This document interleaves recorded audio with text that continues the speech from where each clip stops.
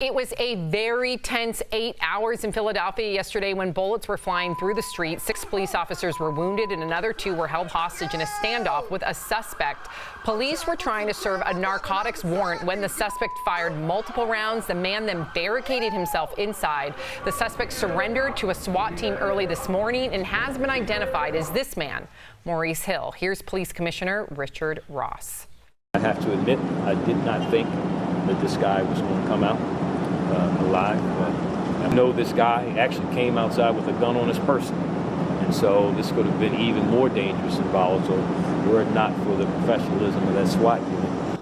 And Erica, I was watching this live yesterday afternoon, evening, all the way up until I went to bed. First thing I looked at on my phone was to see what happened.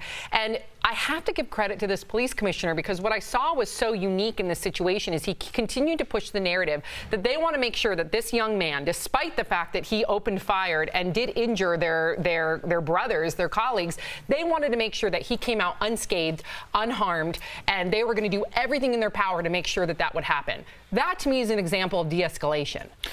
Yeah, it is. It's a shining example of de-escalation, but it's also a police force who feel like they need to be liaisons to the community. And in order to be a true liaison to the community that you serve, then people must have trust in you.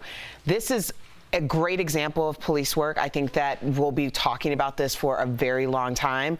Obviously, their lives were in danger, and it was important to bring him in alive. So I'm glad that it ended the way that it did. Yeah.